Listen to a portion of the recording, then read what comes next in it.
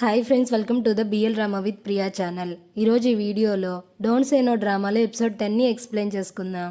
స్టార్టింగ్లో ఫియట్ వాళ్ళ నాన్న దగ్గరికి వెళ్ళి జరిగిన వాటన్నిటికీ క్షమాపణ చెప్తాడు. వాళ్ళ నాన్న పర్వాలేదని తనని హగ్ చేసుకొని బాగా ఎమోషనల్ అవుతూ ఉంటాడు. పక్కనే లియో ఇదంతా చూసి చాలా సంతోషిస్తాడు.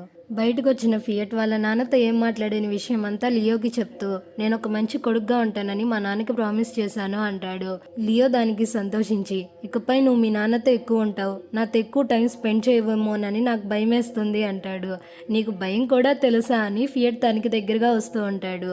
అప్పుడే తన స్టెప్ మామ్ అక్కడికి వస్తారు. నువ్వు మీ నాన్నగారితో మాట్లాడావా, అంతా బానే ఉందా అని అడిగితే ఫియట్ అవునని తలూపుతాడు. ఒకవేళ నేను మిమ్మల్ని డిస్టర్బ్ చేశాను అని అడిగితే లేదు, నేను మీతో ఫాతో మాట్లాడాలి అంటాడు. ఫా ఏమో ఫియట్ పైన చాలా కోపంగా ఉంటుంది. ఫియట్ దానికి క్షమాపణ చెప్తూ నేను మీ మమ్మీని నాన్నగారిని బాధ పెట్టాను, ఒక మంచి బ్రదర్గా నీకు ఉండలేకపోయాను, దయచేసి ఈ బ్రదర్ని క్షమించి ఇంకొక ఛాన్స్ ఇవ్వచ్చు కదా అని అడుగుతాడు.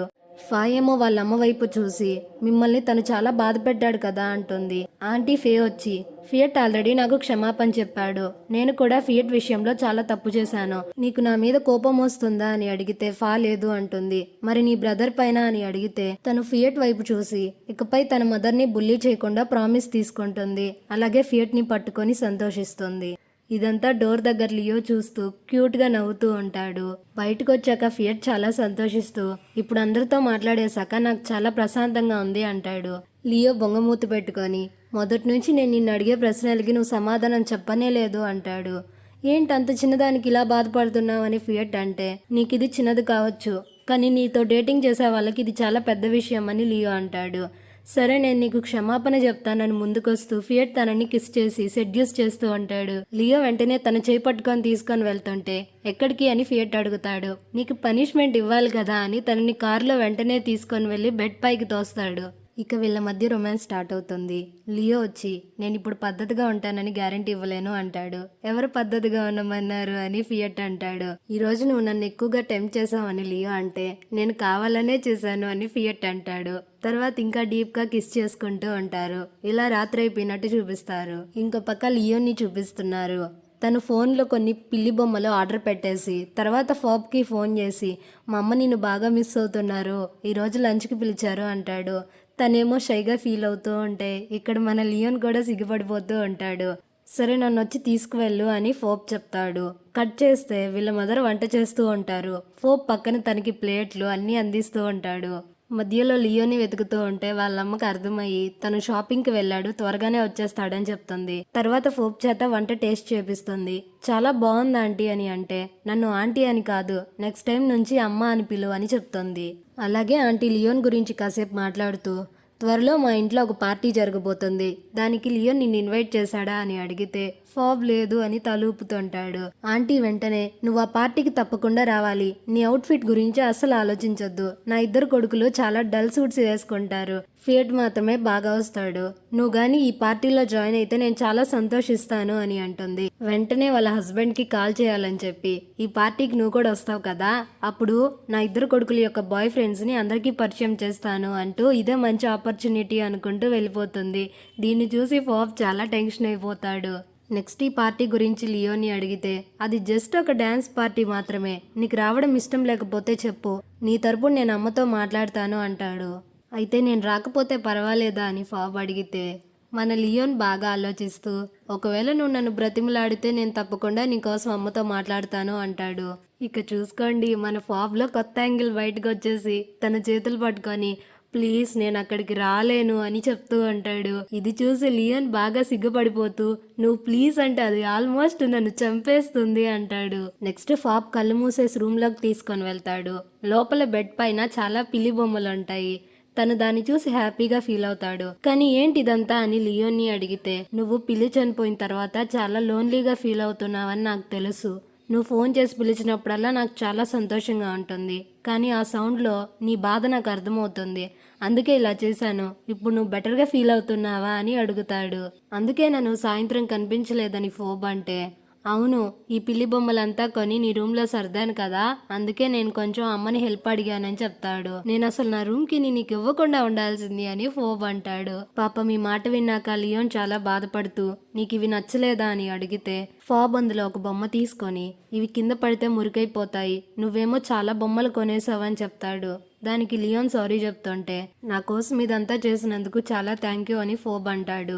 నువ్వు సంతోషంగా లేకపోతే పిల్లి కూడా సంతోషంగా ఉండదు, అప్పుడు నేను కూడా సంతోషంగా ఉండలేను అని లియోన్ అంటాడు.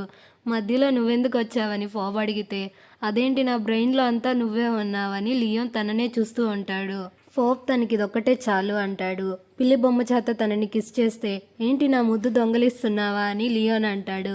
దీన్ని దొంగలించడం అంటారా అని చెప్పి ఫోబ్ తనని డైరెక్ట్గా కిస్ చేస్తాడు. మన లియోన్కి ఒక్క నిమిషం ఏం అర్థం కాదు, షాక్లో తననే చూస్తూ వెంటనే తనని కిస్ చేస్తుంటాడు. నన్నే చీట్ చేస్తావా అని అడిగితే నీకు ఇది నచ్చలేదా అని ఫోబ్ అంటాడు. ఎవరు చెప్పారు అని చెప్పి ఇంకా తనని డీప్గా కిస్ చేస్తూ ఉంటాడు. నెక్స్ట్ కాలేజ్లో బాస్కెట్బాల్ మ్యాచ్ జరుగుతూ ఉంటే మన లియో వాళ్ళ టీం చాలా ఎక్కువ స్కోర్ చేస్తూ ఉంటారు. ఇదంతా చూస్తున్న నేమంతో ఖచ్చితంగా లియోకి ఫియట్ ఏదో చేసుంటాడు, అందుకే తను ఇంత బాగా ఆడుతున్నాడు, తననే అడిగితే సరిపోతుంది కదా అని ఎదురుగా ఉన్న ఫియట్ని ఏం జరిగింది మీ ఇద్దరి మధ్య, తనకేం చేశావని అడుగుతారు. ఫియట్ వాళ్ళకి 3 వేలు చూపిస్తూ సైగ చేస్తాడు. ఏంటి మీరేదన్నా ప్లెడ్జ్ చెప్పుకున్నారా అని అడిగితే కాదు, 3 పగళ్ళు 3 రాత్రులు అని సగమే చెప్పి అక్కడి నుంచి వెళ్ళిపోతుంటాడు. ఇది వింటున్న వాళ్ళిద్దరికైతే చాలా సిగ్గుగా నవ్వొస్తూ ఉంటుంది. ఈ రోజు కూడా వాళ్ళు 4th డేని కంటిన్యూ చేస్తారా అని మాట్లాడుకుంటూ ఉంటారు. నెక్స్ట్ లియోతో కలిసి వెళ్తూ ఉంటే నువ్వు నేమంతోకి ఏం చెప్పావని లియో అడుగుతాడు. ఏం లేదు అని ఫియట్ కవర్ చేస్తూ ఈ రోజు మ్యాచ్ నువ్వు చాలా ఎనర్జెటిక్ గా ఆడావు, కారణం ఏంటి అని అడుగుతూ ఉంటే రీజన్ ఏంటో నీకు తెలీదా అని లియో తన కళ్ళల్లోకి చూస్తుంటాడు.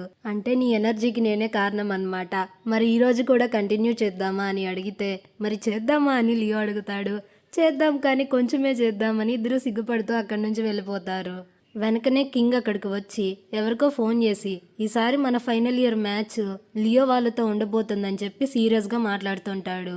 తర్వాత లియోన్ దగ్గరికి ఒక అమ్మాయి వచ్చి మొదట్లో తనని కొట్టినందుకు క్షమాపణ చెప్పి మాట్లాడుతూ ఉంటుంది. అలాగే ఫాబ్ గురించి కొంచెం తప్పుగా మాట్లాడుతూ ఉన్నప్పుడే ఫాబ్ దూరం నుంచి వీళ్ళని చూసి అక్కడి నుంచి వెళ్ళిపోతుంటాడు.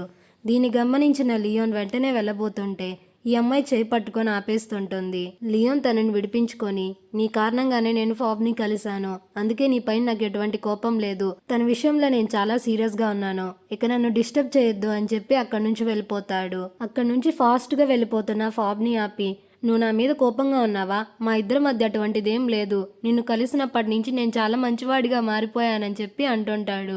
నీ మీద నాకు ఎటువంటి కోపం లేదు అని ఫాబ్ అంటాడు. మరెందుకు వెళ్ళిపోతున్నావని అడిగితే చెప్పాను కదా నాకు నీ మీద కోపం లేదు అని సీరియస్గా అంటుంటాడు. మరి ఎందుకు అలా ఉన్నావని లియోన్ అడిగితే నేను జలస్ అయ్యానని చెప్పి మళ్ళీ అక్కడ నుంచి ఫాస్ట్గా పారిపోతుంటాడు. నెక్స్ట్ ఫాబ్ పనిచేసుకుంటూ ఉంటే వాళ్ళ ఇంట్లోనే లియోన్ నిద్రపోతున్నట్టు యాక్టింగ్ చేస్తూ ఫాబ్ రాగానే తనని బెడ్ పైకి లాక్కుంటాడు. ఇప్పటికే బాగా లేట్ అయింది, ఇంటికి వెళ్ళు అని ఫాబ్ అంటాడు. నేను వెళ్ళను, నీకొచ్చిన జలసి గురించి మ్యాటర్ క్లియర్ అయ్యే వరకు నేను వెళ్ళను అని లియోన్ అంటాడు. ఇదేం పెద్ద విషయం కాదని ఫాబ్ అంటే నా వరకు అది చాలా పెద్ద విషయం, మొదటిసారి నువ్వు నా విషయంలో జలస్ అయ్యావు అని లియోన్ చాలా హ్యాపీ అవుతూ ఉంటాడు. అయితే నేను జలస్ అవ్వకూడదు అంటున్నావా అని ఫాబ్ అడిగితే నువ్వవ్వచ్చు, నా విషయంలో నువ్వేమైనా చేయొచ్చు అని తన నోస్ మీద కిస్ చేస్తాడు. అలాగే తనని కిస్ చేస్తూ నేను ఇక వెళ్తాను, నేను ఇక్కడే ఉంటే నువ్వు డేంజర్లో పడొచ్చు అని లియోన్ వెళ్ళబోతుంటే ఫాబ్ తనని మళ్ళీ బెడ్ పైకి లాగి నీ బ్రెయిన్ మొత్తం నేనే ఉన్నానని చెప్పావు కదా, దాని అర్థం ఏంటి అని అడుగుతాడు. లియోన్ ఆలోచిస్తూ పైకి లేసి నేను ఇప్పటి వరకు నీకు ఐ లవ్ యూ అని ప్రపోజ్ చేయలేదా అని అడిగితే ఫాబ్ లేదు అని చెప్తాడు. లియోన్ మాట్లాడుతూ మొదటిసారి నేను చూసినప్పుడే ఇష్టపడ్డాను, ఎప్పుడు ప్రేమలో పడ్డానో నాకే గుర్తులేదు, నువ్వు నా పైన కేరింగ్ చూపిస్తున్నప్పుడా లేదా నువ్వు పిల్లితో ఉన్నప్పుడా ఎప్పుడు ఏం చేస్తున్నానో నాకే తెలీదు, కానీ ఇదంతా నేను నీ కోసమే చేస్తున్నాను, దీని అర్థం ప్రేమే అయితే నేను నిన్ను ప్రేమిస్తున్నాను అని చెప్పి తనకి ప్రపోజ్ చేస్తాడు. ఇది విన్నాక ఫోబ్ సంతోషించి తనని హక్ చేసుకుంటాడు. నువ్వు ఇలా చేస్తే నిన్ను వదిలి నేను వెళ్ళలేను అని లియోన్ అంటాడు. సరే వెళ్ళకు అని ఫోబ్ అడుగుతాడు. నా కోసం ఇప్పటి వరకు వెయిట్ చేసినందుకు థ్యాంక్ యూ అంటాడు. లియోన్ ఇంకా చాలా రొమాంటిక్ గా మారిపోయి తనని కిస్ చేస్తూ షర్ట్ విప్పేస్తూ ఉంటాడు. దీంతో ఫాబ్ సిగ్గుతో కళ్ళు మూసుకుంటాడు. లియోన్ వచ్చి నన్ను చూడు, నేను నీ సొంతమే కదా, ఎందుకు సిగ్గుపడుతున్నావు అంటాడు. తర్వాత వీళ్ళిద్దరు ఏం చేస్తారో నేను మీకు డీటెయిల్డ్గా చెప్పనక్కర్లేదు, కళ్ళకు కనిపిస్తూనే ఉంటుందన్నమాట. అంత బాగా ఏం చెప్పాలో అర్థం కావట్లేదే. ఇక్కడ లైట్స్ ఆఫ్ అయిపోతాయి. కట్ చేస్తే మనకి లియో అండ్ ఫియట్ని చూపిస్తారు. లియో తన ముక్కు పట్టుకొని ఆడిపిస్తూ ఉంటే అలా చెయ్యొద్దు అని ఫియట్ అంటాడు. మా తమ్ముడు ఈ మధ్య సైలెంట్ అయిపోయాడు, సో తన బదులు నేను నిన్ను టీస్ చేస్తున్నానని లియో అంటాడు. తన గురించి మాట్లాడొద్దని ఫియట్ చిరాకు పడుతుంటాడు. నేను టోర్నమెంట్ గురించి ఆలోచిస్తున్నాను. మనం ఇలాగే మ్యాచ్ గెలుస్తూ పోతే ఫైనల్ మ్యాచ్ కింగ్తో ఉంటుందని మాట్లాడుతుంటే లియో టీవీ ఆఫ్ చేసి, ఈసారి కింగ్ ఎన్ని ప్లాన్స్ వేసినా సరే నేను అతని ఉచ్చులో పడను, ఖచ్చితంగా ఈ మ్యాచ్ మనమే విన్ అవుతామని ధైర్యం చెప్తుంటాడు. కానీ అతను చాలా భయంకరమైన వాడు అని ఫియట్ టెన్షన్ అవుతూ ఉంటే, ఏం కాదు తప్పకుండా ఈసారి మనమే గెలుస్తామని ధైర్యం చెప్తుంటాడు. అప్పుడే లియోన్ కాల్ చేసి ఫియట్తో మాట్లాడాలి అంటాడు. దాంతో లియో స్పీకర్ ఆన్ చేసి ఫియట్కి ఇస్తాడు. ఏం కావాలి నీకు అని చిరాగ్గా ఫియట్ అడుగుతుంటాడు. లియోన్ వచ్చి, నాకేమొద్దు, నేను జస్ట్ నీకన్నా నా బాయ్ ఫ్రెండ్ చాలా క్యూట్ గా ఉంటాడని చెప్పడానికి చేశాను. నాకు మా అన్న అంటే ప్రేమ రెస్పెక్ట్ ఉంది, కానీ నా బాయ్ ఫ్రెండ్ మీ అందరికంటే చాలా బెటర్ అని చెప్పడానికి చేశాను అంటాడు. ఏంట్రా నాకు చిరాకు తెప్పించడానికి చేసావా నువ్వు అని ఫియట్ కోప్పడుతుంటే, నువ్వు నిజాన్ని తట్టుకోలేకపోతున్నావా అని లియోన్ అడుగుతాడు.